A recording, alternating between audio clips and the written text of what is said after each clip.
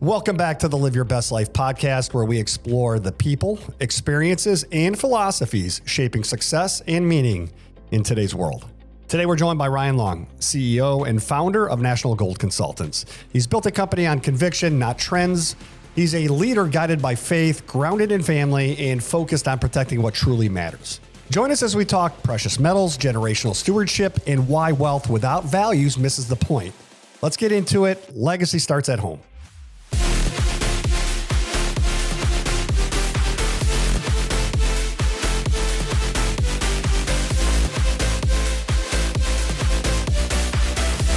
Ryan, I appreciate you joining us today. How are you doing, sir?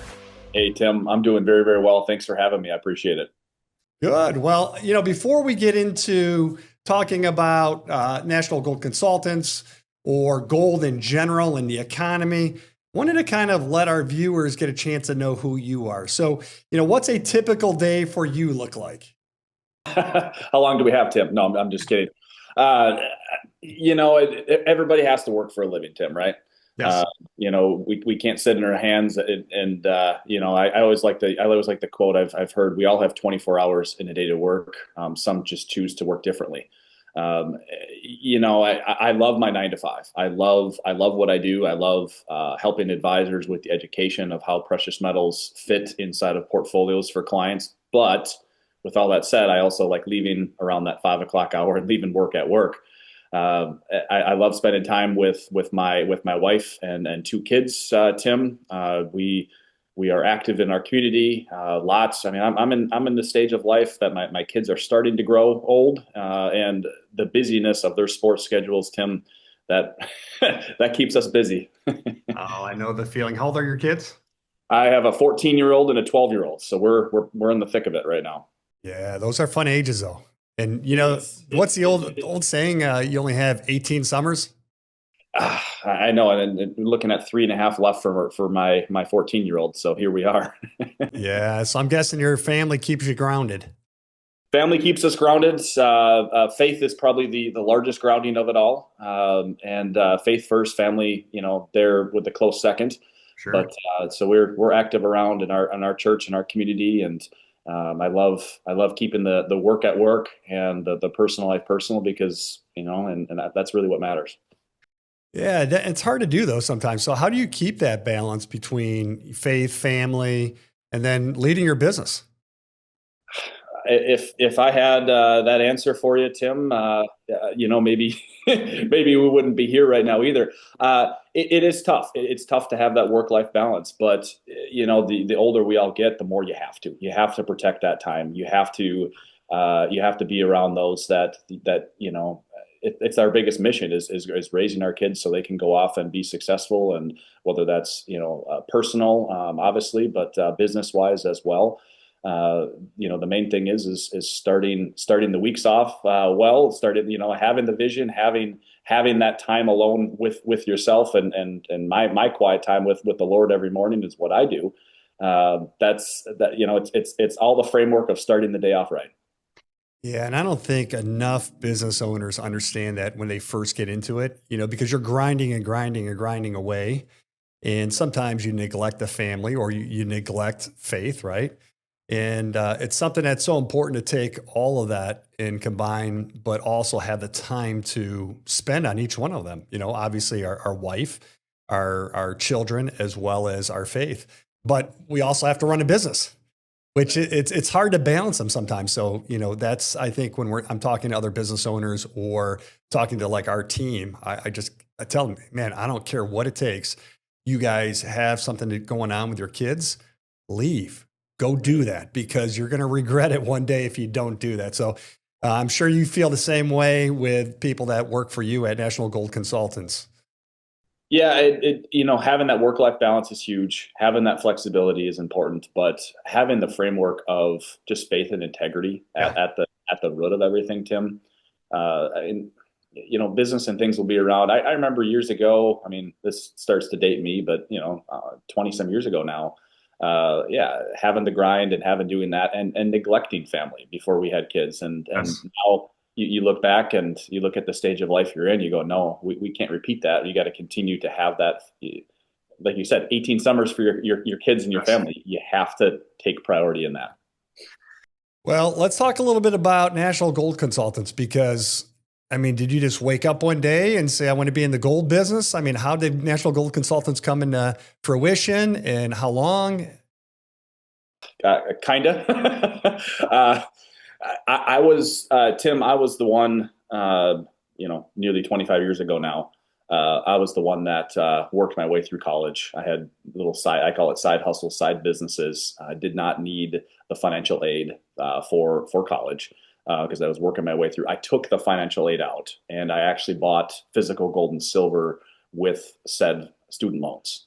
Oh, Uh, wow. I graduated college. I mean, look where I went through the dot-com bubbles and whatnot when I was in college, and went through college, sold my gold and silver to pay off student loans. Lo and behold, I still had a lot of gold and silver left over. My father before me was in the gold and silver space. My mother was a jeweler for 30 years before she retired. So to say that I was learning to count and do math by counting silver coins and gold coins, that was my upbringing. And ironically, I've done the same things with my children growing up. So yes, that's that to eat, sleep, and breathe gold and silver back my entire life. That is an understatement. Yeah, so it's something that you're very passionate about. Obviously, I could just tell by talking with you the passion that's there. And you said started, as you were preparing and going through college, and then all the way to now. You just mentioned that your kids are 14 and 16, correct? 14 and 12. Yeah. 14 and 12. Okay. All right. So you've been in it for quite a while. I have been doing this since I was 20 years old. Yeah, it's been a while. All right. So now, what are some of the concerns that you see with gold? I mean, right now, obviously, gold is crushing it, right? I mean, whether it's clients calling in and saying or thinking, "Am I getting in this too late?"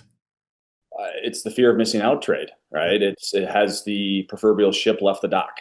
Yeah. Uh, the short answer I have for you, Tim, is until the government stops the monetary system that we have, printing money into oblivion, why do things continue to cost more and more, right? Well, it's because there's no accountability, and we continue to print currency out of thin air, which devalues our currency, your currency, right?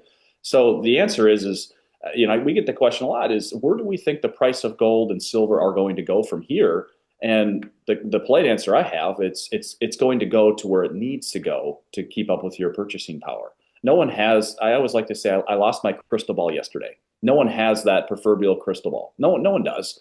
It comes down to this: gold and silver, Tim, is not to be viewed as an investment. It is to be viewed as insurance and a protection mechanism of your wealth and capital preservation of what we've all saved over the years. Yeah, I think you hit the nail on the head with the dollar being devalued so much. Now, when it comes towards like a client, obviously we're talking about our clients here at Strategic Wealth, but anyone out there in general, do you guys have a percentage that you would recommend, let's say going into gold or silver? And I'm talking about out of their portfolio, of course. I mean, if we would have had this conversation 10, 15, 20 years ago, we would have said, hey, 10%.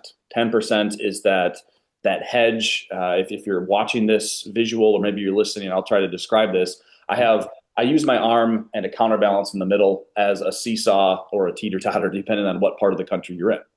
And we used to say, hey, 10% on one side has enough weight, with pun intended, to offset your other 90% of your dollar-based assets that we've all protected, diversified, however you want to call it, over the years. That 10% rises in value of your gold and silver, your 90% declines in value. It's that seesaw, teeter-totter mentality.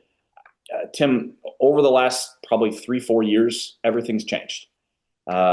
What's really changed is COVID, right? There's no secret to that. Everything has doubled since 2020, and it's accelerating. And so that what used to be 10 upwards to 15% allocation is now recommended to be 20. Even Goldman Sachs, that used to say, hey, we used to say 60% stocks, 40% bonds, right? A balanced portfolio. Well, they've even in the last 12 months come out and said, no, it's no longer that 60-40 rule. It's 60-20-20, with 60% stocks, 20% bonds, 20% gold and silver. I mean, even mainstream media is talking about that. The example I like to give, it's terrible, but I'm gonna give it to you anyways. It's a hurricane example. So I'm down here in Florida, and my house is surrounded, all four sides surrounded by the ocean. Okay, so I'm in Hurricane Alley like you wouldn't believe. My cliche $1 million beach home, I wouldn't have only $10,000 of hurricane coverage for it, right? It doesn't. It's not enough to make a difference, and that's the illustration we use when we're talking about percentages of wealth. It needs to be enough to make a difference. Yeah, that makes a lot of sense, especially with everything going on today. Being able to protect a good portion of your money, knowing that, hey, the markets have been up all-time highs for what, 3 years in a row? I mean, the markets come down a little bit last week, or 2 weeks ago, but almost 20% for the last almost 3 years. We'll see where this year ends up at, but something's got to give, and having some money set aside in protection to counter that, like you said, is a good way to protect some of your money. And knowing too that bonds, and I know that was different, years ago or several years ago when interest rate environment was different. And, a lot of people thought bonds were safe, right? They're never going to lose. And they seen a different side of bonds. So here, having a good portion of that maybe you would normally or traditionally set aside for bonds, putting it in gold or silver could give you that hedge that you might need inside your portfolio to reduce some of that risk as well. Now, your business. Oh, go ahead. I was gonna say, for those that are really trying to hone in on that percentage of what you should have, enough to make a difference. I've said this here for the last 6 to 12 months now. If you find yourself at, say, less than 20%, or maybe you don't have any gold and silver now, that essentially is a bet for our government and for our dollar. Anything less than 20%, so 0 to 20, is a bet for our government and for our dollar. I don't like to bet that. A bet against gold is a bet for our dollar. And whether you are, I mean, so many different perspectives as people have, Tim, about gold and silver, biases that are out there. This isn't a Chicken Little, the sky is falling type of portfolio stability. This is just an everything hedge. We don't know. There's so much uncertainty, and that's where my passion comes in, is try to weed out some of that uncertainty. So instead of sleeping with one eye open, I like to sleep with two eyes closed. As simple as that. Yeah, and you guys are in a business that really is pretty saturated. I mean, if you just turn on the radio or TV, right, there's all kind of gold or precious metal commercials that are taking place throughout. It seems like it's majority of them. If it's not attorney firms, it's precious metals now that you're hearing on the radio. So, what separates you guys from your competition? A lot of it's integrity, Tim. There's a lot of buying pitfalls, a lot of schemes that are out there to target individuals, and those companies are out there to make a profit. Profit's not a bad word, right? Everybody has to put food in their tables and make currency, but profit has to be done within reason. So if you find yourselves looking at those advertisements, looking at some of those clickbait materials that are out there, know that the average retail markup for those that are trying to market to you is between 30 to 40%. That's just the fact of the matter. What makes us different is not all gold and silver is created equal. We have found ourselves to be surrounded only by advisors and agents and fiduciary advisors like yourself, Tim, and your firm, because gold and silver needs to be done correctly.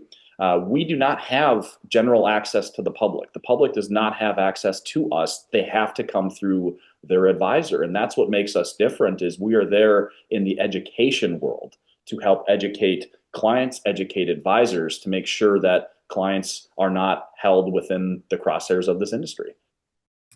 That's very interesting. Now, what's the difference, for someone out there that's thinking about maybe adding gold to their portfolio? Should I have physical gold or not? What's your perception of that? It's the old proverb, is possession being 9/10 of the law, right?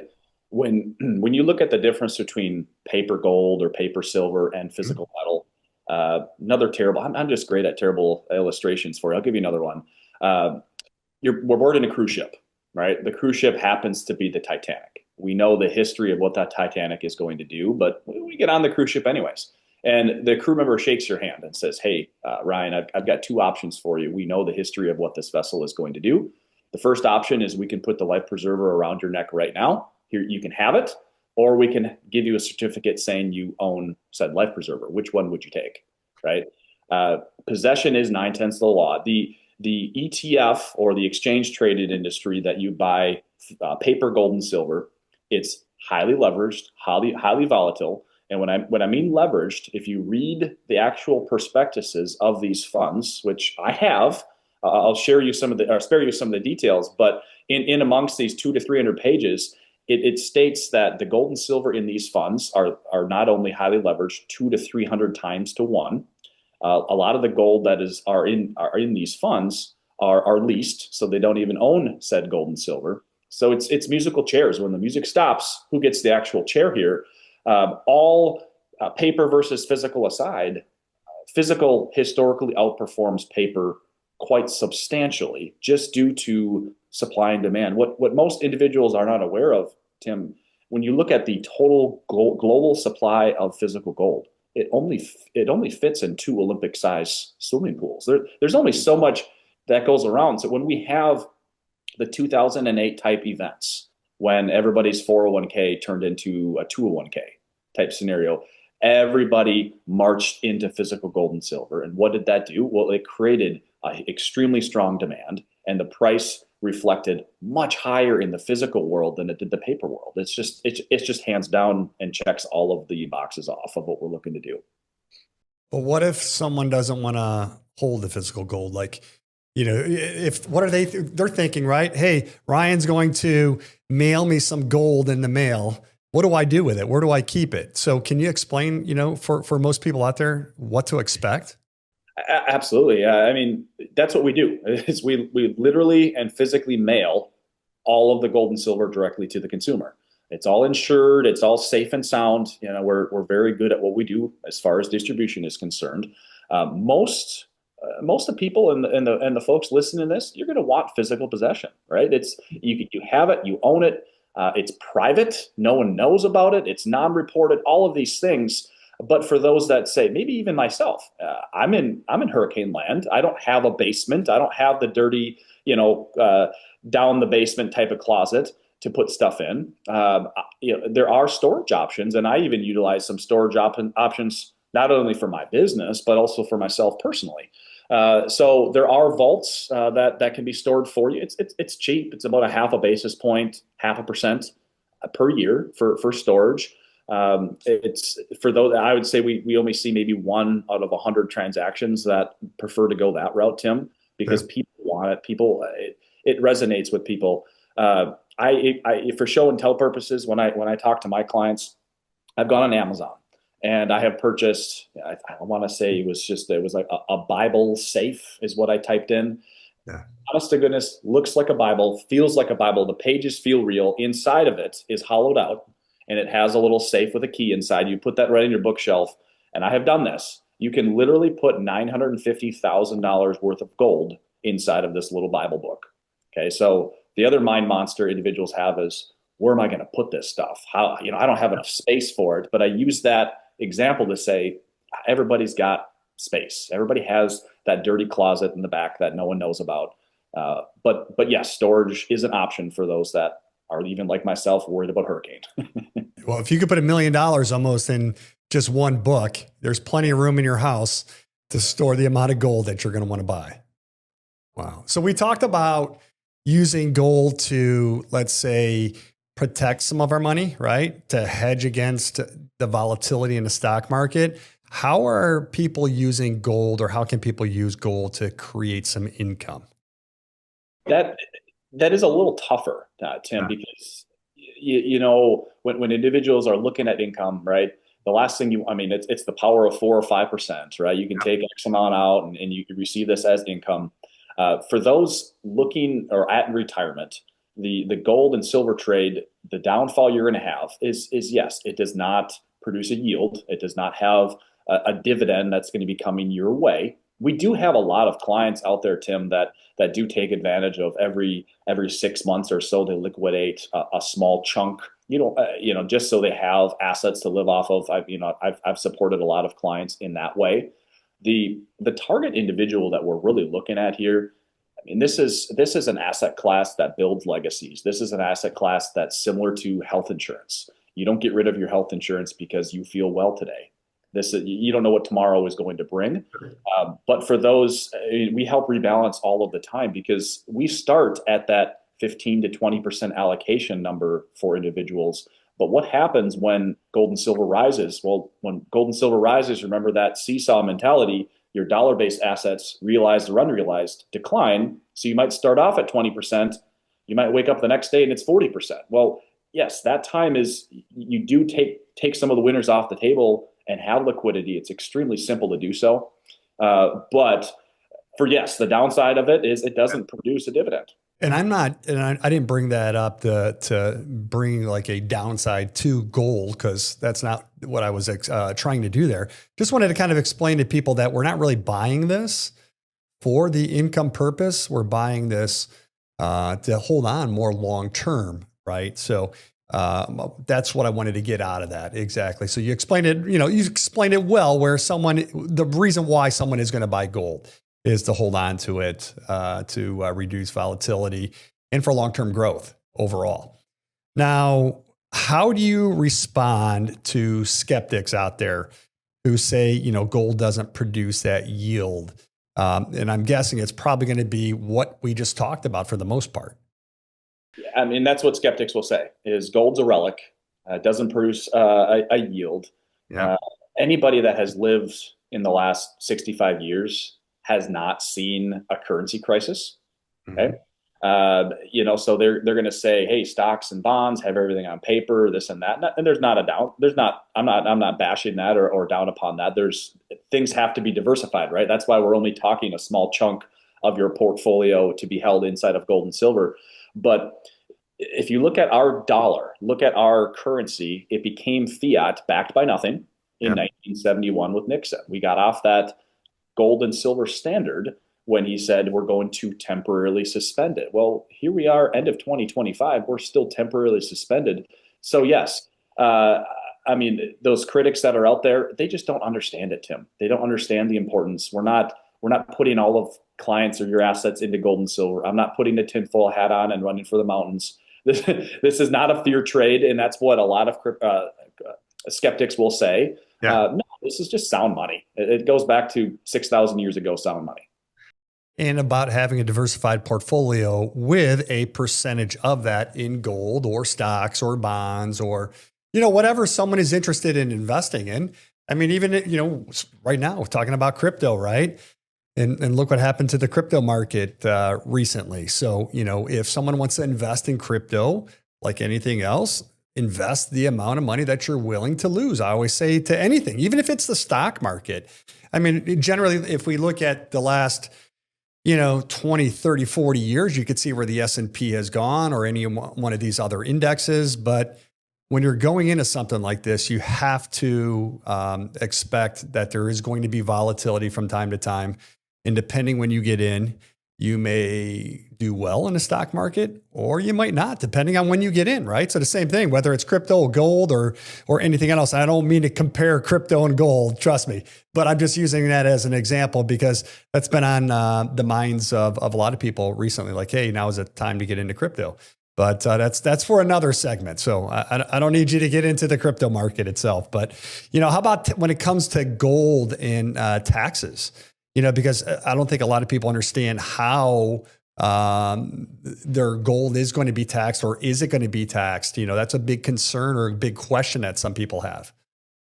Yeah, that is that slippery slope type conversation to have, Tim. I always tell my clients, advisors I educate, is pay to Caesar what is to Caesar's, right? That's the polite answer I give. I mean, quite honestly, if you were to have a garage sale and you bring in $600 or more, you are supposed to self-report that. I don't know too many people that have self-reported a garage sale. When we're looking down how physical gold and silver works, going back to when I said there's a right and a wrong way to get into gold and silver, there are. The non-IRA route, the non-qualified, your dollars you've already been taxed upon, we exclusively are in the older American. They're actually coins minted prior to 1933, Tim, and for numerous reasons. They tend to perform better. They're extremely liquid when you buy and when you sell.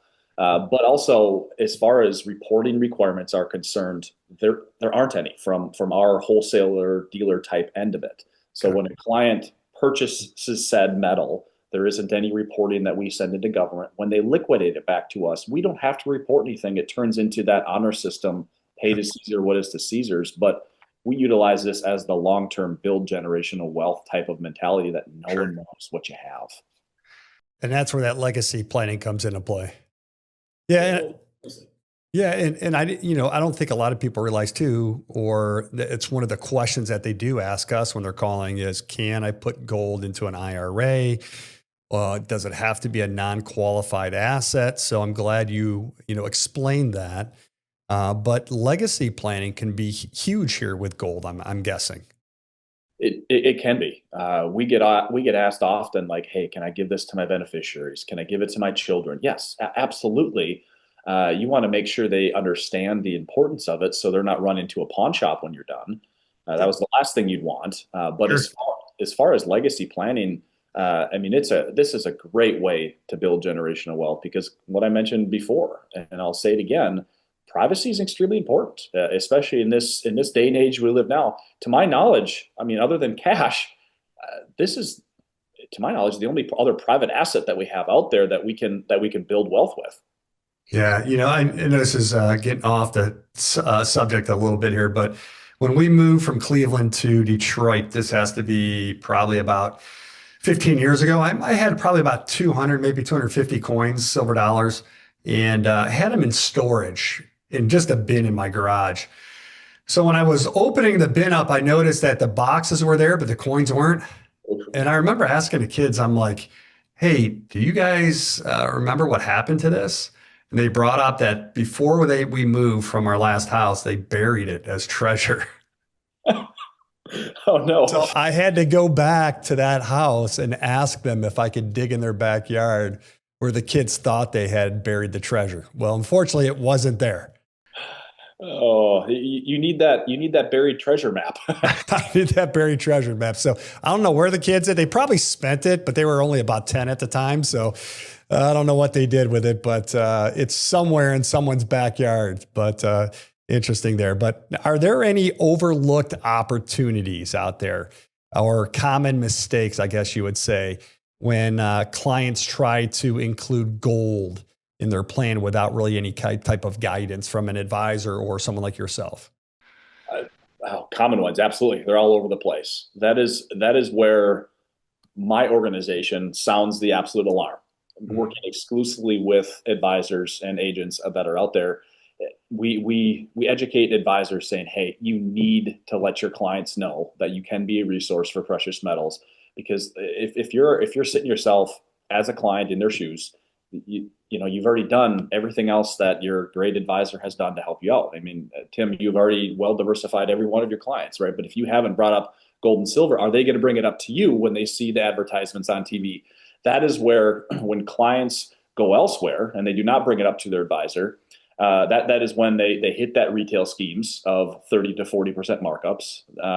That is when they get into the collectible version of gold and silver, which it's only worth what somebody is willing to pay for it. And we see that all of the time. So that's where we need to alert individuals and clients that there's a right and a wrong way to do it. It has to be done correctly, and that's where clients gain access to by going through yourself, Tim, and your firm to make sure that doesn't happen to them. Yeah, so they're not getting overcharged, or just the safety of it as well. I could definitely see that.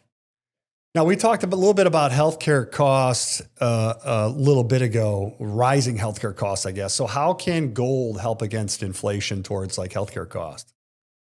Yeah, well, our healthcare costs are monetized in dollar-based terms. Mhm. So is everything else. Back 30 years ago, what was the average price of a house in the United States compared to now? I just saw that it's over $400,000 now for a starter home. It's nuts. Are the homes that much better? Is healthcare that much better? Are the apples at the grocery store that much better now than they were 30 years ago? Well, the answer of course not, right? Mhm. So when you look at gold and silver and you see gold and silver in the headlines, you see, hey, and all, I mean, as we're recording this right now, silver is at another all-time high, and gold Yeah. continues to rise. In my professional opinion, we're going to continue to see all-time highs until they stop printing money. It's that simple. So When are they going to stop printing money? yeah, I don't know. Maybe I see a couple pigs flying out there, but I feel like we're going to see that happening before the government stops doing that. That's the reality behind it, Tim. And when you look at the rising costs of everything, healthcare is all over the news now. I mean, things are rapidly accelerating in price. There's no surprise why gold and silver continue to rise in value, because it's a store of value. I like to say the illustration of gasoline to the price of a silver dollar. And I've got a little silver dollar in my hand right now. Yeah. This little guy was minted in 1922. Back, even in say 1950, this same silver dollar bought me 10 gallons of gasoline. Today, here we are in 2025. The proceeds, the value of this coin still buys me, it's actually more than that now, more than 10 gallons of gasoline. It's what buys you today in gold and silver will buy you tomorrow. And you can interchange that with healthcare, housing costs, whatever that might be. Yeah, I think that's one thing where retirees especially fail, is not understanding the cost of inflation on their healthcare. It's outrageous. I mean, the amount of money, like you said, just for the housing industry, but let alone healthcare, I mean, rising a lot faster than inflation. So this is something that could definitely help out long-term when it comes towards long-term healthcare costs in the future. At least keeping up with it. 100%. But you mentioned the word inflation. I'm not trying to go down a conspiracy route or doom and gloom route. What is real inflation, right? True. It's true. They didn't start calculating inflation until 1980. And they used a very, largely accepted formula in 1980 to calculate inflation. And since then, they've actually changed that formula over the last 45 years. They've changed it 4 times. They're just only different. If you use the same formula in 1980 that was widely accepted to today, real inflation's at 16%. Yep, exactly right. Yeah, Yep. no, you're right. They changed it 4 different times. Wow, it's crazy. But for clients who are thinking generationally, so getting back to that generational wealth, how does gold fit into the conversation around legacy and wealth transfer? Because, it's kind of hard to say right now. I would say it's probably 50-50 where we're seeing people saying, I want to spend my money. I've already helped pay the kids' college education, paid for their wedding, different things like that. And then the other 50%, and even when someone says that, they still, whatever's left, want to go to the kids, right? Or the grandkids. But when we're thinking about that generational wealth, how would you expand on that, I guess, for that wealth transfer process? Yeah. Again, I go back to my upbringing, my economics training, even in business school. And what is money? Money is a store of value. A currency is a means to, disperse things like dollars, which are backed by nothing. So when I look at building a legacy for my family, and when I start talking with my personal clients, I go, hey, yes, we still monetize everything in dollars, right? We still are spending. I'm not bringing this silver dollar to the grocery store. Okay, yeah. That's not what I'm doing. But do I want to be leaving a surplus of dollars for them? Yes, I do. But I also want to make sure that surplus of dollars not only is left for them, but also protected. And that is where the sound money, a store of value, still is gold and silver, always has been, always will be. So when I look at, yes, can you pass this down to beneficiaries and to have this completely private, off the grid, it's like handing them cash? Yes, you can. That's a great way to build a legacy type wealth for for generations, for families. But also, how do you want to build that legacy or give them? And there needs to be a nice balance and a mixture of both, because we don't know what the future is going to bring. So how would someone who is going to be using precious metals to leave to their beneficiaries, and let's say they're storing this on site, so they're not using an off-site facility like you mentioned for that, what was it, 0.5% or 1%? 0.5%, correct. 0.5%, okay. So then how do they split this up? Are they shipping this back to you guys? And then you guys are splitting this up for them and then shipping out to, let's say, each one of the 3 or 4 kids? So yes, all the above. It really depends. I mean, I had a client pass away last week, and we talked about beneficiaries, and yes, they did ship the metal to us because the beneficiaries at that time, some wanted physical metal, and we shipped it back to them to divvy up, but some wanted the currency of it and to liquidate because life is different, right? So what we do is we make sure we stay alongside. This is a long term game of what we're talking about here. Gold and silver is universal, right? But it is a long term play that I tell clients, hey, leave the advisor's business card in there, leave our packing slips in there, so the beneficiaries know who to contact. Because every circumstance is different. But yes, a lot of the times it's, hey, we're just going to split it up. What we do, Tim, is we have a one size fits all approach. We're not sending them different types of gold and silver and having all these different things to make things complicated and mud in the water. For silver, if a client says, "Hey, I want silver for non-qualified," all we're sending him are these silver dollars. That's it. It's just how many hundreds or thousands of these coins are they going to have? Very easy to split up with beneficiaries. Same with gold. Same thing. I think people just assume that you're sending them a gold bar that they've got to chip away in the garage, right? Right. Yeah, I mean, you hear that all the time. Like when people say, well, what are you going to do if the economy does get shut down, let's say, and our dollar is worthless? You'll hear someone say, what are you going to do? Take a piece of gold, along to the store with you and ship a piece off to them? They don't understand that they're going to be in gold coins or silver dollars or whatever, where you could still access and use them. Exactly. I mean, all of the boxes are checked off. We're not for the hills again for that mentality. If it does happen, here's another reason why we do what we do. If it doesn't happen, here's why we do this, right? It's all the same. Yeah. And they don't need to go to the pawn shop. No, no, sir. Don't go there. Don't go there. Well, at Strategic Wealth, one thing we talked about to all of our clients or prospects is, that they deserve to feel loved, supported, encouraged throughout their retirement by someone who's a leader, serves them as a leader and not just as an advisor. How does your team bring that same emotional and relational approach into your work? I love relationships. I love having these conversations because everybody comes from all different stages of life. When I look at gold and silver, Tim, I use this as not just that life vest for when the ship is sinking. Mhm. I am so passionate about this because it is real and sound money. This is something that it's genuine. It's not fictitious. You're not dealing with somebody that is spending more money to create your money less. When I say that I have been brought up in gold and silver, I mean, that is an understatement. That is something that has been engraved in me. So I love having these conversations, and I know my staff does as well, because what we're trying to do here is we're trying to protect people. That's what this is. We talk about our wealth all we want. The question we have for clients is, what are you doing personally to combat this inflation? And what are you going to do if your dollar continues to buy less and less and you have X amount of dollars saved for retirement? Where are you going to stand after that? Right. So we're having these conversations, and I enjoy it because it is personal. This is real. And to be able to do something real for somebody, all faith and family right aside, and that's how we do business. But I enjoy it because it just makes sense. Yeah, I can feel your passion there when talking about it for sure.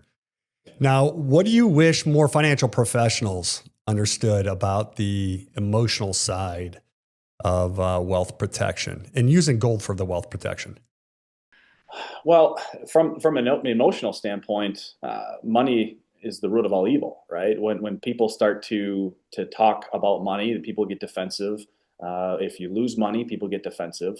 When advisors, the biggest pitfall we have, Tim, for our advisors out there is not utilizing this as a real resource, right? It needs to be done within reason. Again, that's where that 15 to 20% comes into play. But you know what? I'm passionate about making sure that everybody knows their agent is a resource for this, because I probably see 4 to 5 instances a week of clients going around their advisor because their advisor did not do a good enough or an adequate job to bring it up to them or even have that topic of conversation. And that 4 to 5 times a week, I mean, when I have to tell somebody that their, $100,000 is worth $50,000, that's a really real and tough conversation to have. But because individuals are searching for this, there's a reason why we're searching for it, because look outside right now, right? Yeah. Look what's happening. So from an emotional standpoint, yeah, it's important to have those conversations so instances and clients are not held in harm's way. Now, on the advisor side, do you think that's lack of education, or that's just the industry itself just focusing on stocks and bonds? I think a little bit of both. I would say if I'm not bringing something up to somebody, it's because I don't feel confident. Yeah. I don't feel like I know what I'm doing. And a big pitfall people have is they think gold and silver is complicated, or maybe the client's going to know more than I do. It is as simple as a 7-minute conversation. It's even for anybody that listens to this conversation we just have, Tim, yeah. Why we do what we do, what we do, where do we put it? That's all the conversation is. But I think it's the lack of knowledge and having that conversation. They're just scared to do so. I think it is. I think it's both lack of knowledge, and since I don't know that much about it, I don't want to have that conversation. I'm afraid to not feel or not come across educated on it. Is probably where a lot of advisors are, or they simply want to have. They're so focused on huge growth in that next tech company or whatever. That's where they're just focused at. And we see it in this industry, whether it's talking about any sector, whether it's bonds or gold or silver, or even in the insurance side, like the annuity side or anything like that. When you're looking at some type of protection, it's because they've always been trained about all your money's got to be in the stock market. And it's sad because that's not where everyone's money should be. It should be more diversified, especially during times like now that we're in now, because what goes up eventually comes down. And we've had a nice little run over the last 3 years. And I'm not saying that it's about to happen, but, having a little bit of peace of mind, especially for those that are nearing retirement or in retirement, because you don't have to chase returns anymore. Most people could live with a modest rate of return, but they've never really sat down to actually put that plan in place. Now, you're a leader, obviously, in a very specific field. And how do you stay mission driven here? And I know you've talked about it quite a bit here, being grounded too, while running your national company. Mission driven is, again, I go back to faith first, right? What comes first? And that's my trust in the Lord and my Savior. But what keeps me grounded is continuing to do the right thing. Integrity is huge. There's again, I go back to profit's not a bad thing. It just has to be done within reason.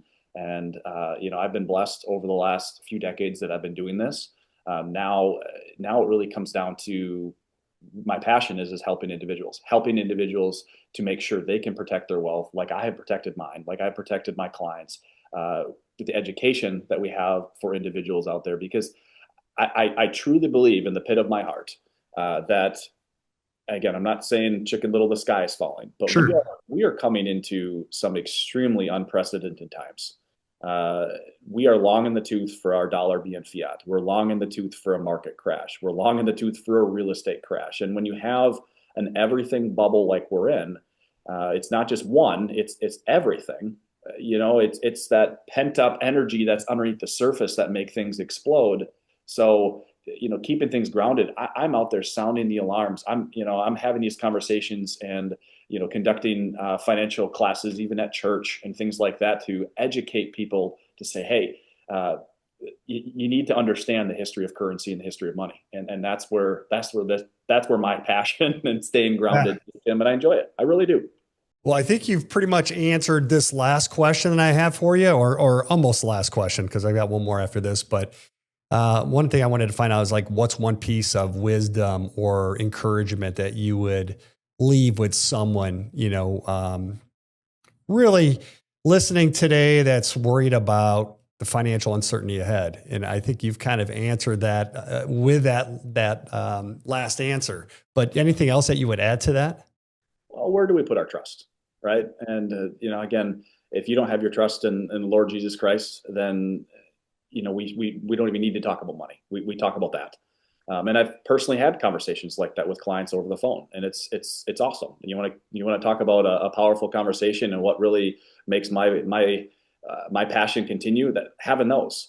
But the word of wisdom is what, we've all been blessed with assets. If you're listening to this, you have assets.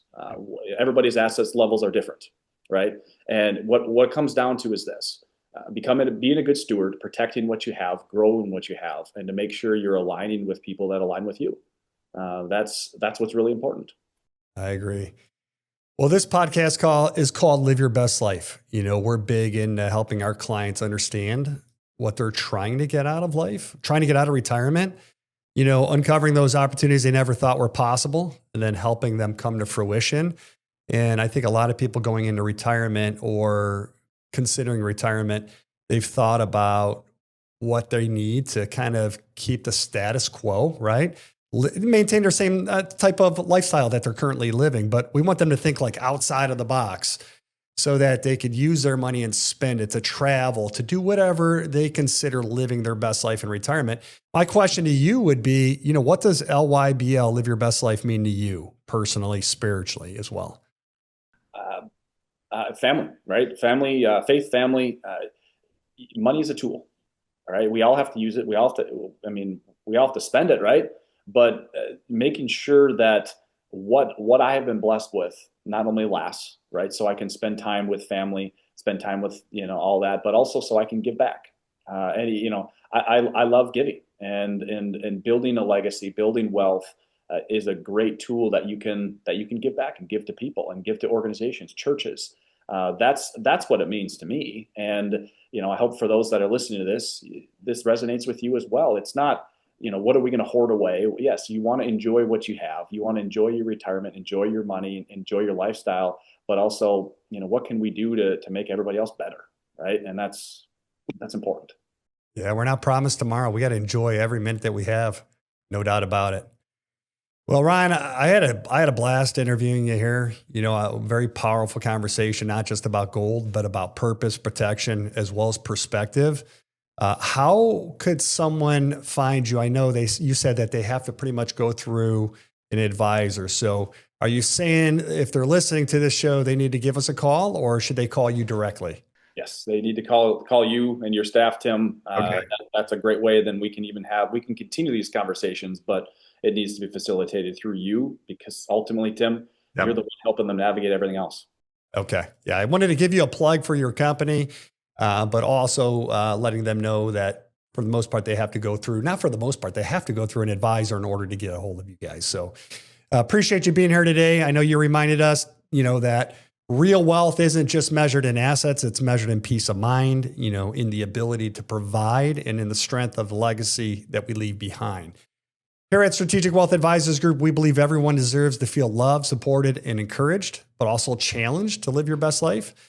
If you've been listening today and wondering, where do I even start? We're here to walk with you guys. If you'd like to learn more about how precious metals could complement your strategic wealth method plan, or you want help evaluating your current portfolio, reach out.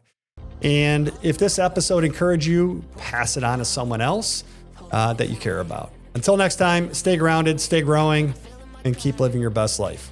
Ryan, we appreciate you being here today. Thank you. Thank you. Thanks for tuning in. If this episode sparked something in you or made you realize it's time to stop guessing and start planning, we'd love to meet with you. No matter where you are, no matter when you start, you deserve to live your best life. We'd love for you to like, subscribe, and share this podcast with your friends and your family. Remember, living your best life isn't a destination, it's a decision. And it's a decision that you get to choose. Until next time, stay well, stay informed, and keep living boldly.